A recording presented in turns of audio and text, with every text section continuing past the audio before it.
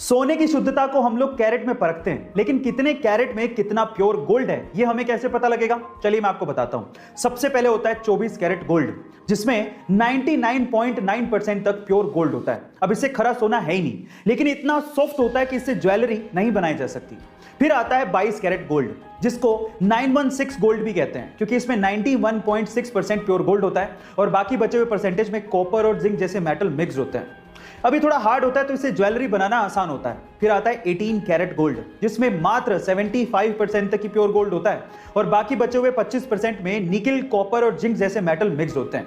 यानी कहने का मतलब यह है कि जैसे जैसे कैरेट घटता जाएगा, सोने की शुद्धता भी घटती जाएगी और साथ ही साथ सोने की चमक भी घटती जाती है। गाइस, आपको ये इंफॉर्मेशन कैसी लगी चैट सेक्शन में जरूर लिखेगा। और ऐसे अमेजिंग पेंडेमिक के दौरान ये लग रहा था कि जापान में होने वाले ओलंपिक 2021 गेम्स आखिर हो भी पाएंगे या नहीं, लेकिन फाइनली टोक्यो जापान में ओलंपिक 2021 गेम्स शुरू हो गए और इसी के साथ ही इंडिया के मेडल जीतने का सिलसिला भी शुरू हो चुका है। जी हां गाइस, इंडिया ने अपना पहला मेडल ओलंपिक 2021 में अपने नाम कर लिया है और ये गौरव हासिल करने वाली इंडिया की एक बेटी है जिनका नाम है मीराबाई चानू, जिन्होंने 49 केजी के वेट लिफ्टिंग टूर्नामेंट में सिल्वर मेडल जीतकर भारत को उसका पहला पदक दिलवाया।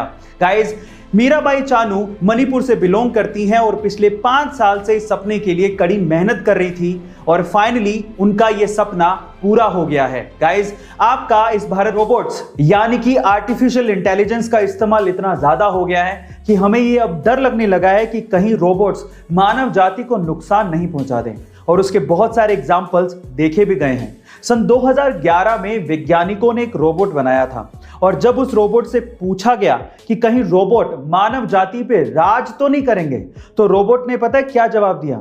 रोबोट ने कहा कि चिंता मत करो, हम तुम लोगों को चोट नहीं पहुंचाएंगे, सिर्फ कैद करके रखेंगे। जैसे ही वैज्ञानिकों ने यह बात सुनी, उन्होंने तुरंत रोबोट को बंद कर दिया, उसे तुरंत शट डाउन कर दिया।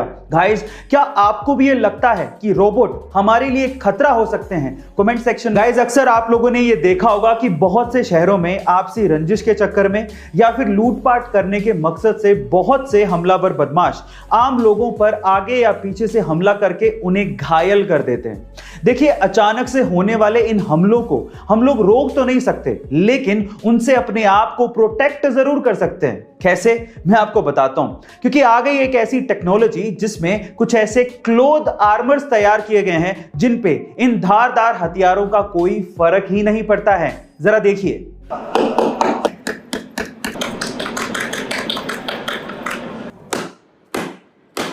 तो गाइस, अब अचानक हुए इन हमलों से हम अपने आप को बचा सकते हैं अगर ये आर्मर क्लोथिंग हमें मिल जाए तो। आपका इसके बारे में क्या ख्याल है कमेंट सेक्शन में जरूर लिखिए। गाइस, क्या आपको पता है कि सन 2004 में ऋतिक रोशन की एक मूवी आई थी जिसका नाम था लक्ष्य, और उस मूवी में पंकज त्रिपाठी भी थे। अब आप लोग कहेंगे कि लक्ष्य मूवी में पंकज त्रिपाठी फिर दिखाई क्यों नहीं दे? एक्चुअली हुआ कुछ यूं कि सन 2004 के आसपास पंकज त्रिपाठी बॉलीवुड में काफी ज्यादा स्ट्रगल कर रहे थे और इस मूवी के लिए उन्होंने बकायदा ऑडिशन दिया था और सिलेक्ट भी हुए थे, और उसके बाद ऋतिक रोशन के साथ उन्होंने कुछ सीन्स को शूट भी किया था। और शूटिंग खत्म होने के बाद उनके गांव में चर्चा फैल गई कि गांव का लड़का ऋतिक रोशन के साथ मूवी में आने वाला है। इनफैक्ट वहां के लोकल अखबार में छप भी गया। लेकिन उसके बाद जब पंकज त्रिपाठी जी अपनी फैमिली के साथ थिएटर या मूवी देखने के लिए पहुंचे, तो वो ये देख के हैरान रह गए कि उनका एक भी सीन मूवी में था ही नहीं। उनके सारे के सारे सीन्स काट दिए गए थे। उनको उस वक्त बहुत ज्यादा दुख हुआ, लेकिन उन्होंने हिम्मत नहीं हारी और आज पंकज त्रिपाठी काफी सारे एक्टर्स के लिए एक इंस्पिरेशन से कम नहीं है। गाइस, क्या आपको इसके पहले तक इंफॉर्मेशन पता थी? और अगर नहीं पता थी तो कमेंट सेक्शन में जरूर लिखेगा। और ऐसे अमेजिंग वीडियोस के लिए शेयर, सब्सक्राइब एंड लाइक। मिलता है अगली वीडियो में।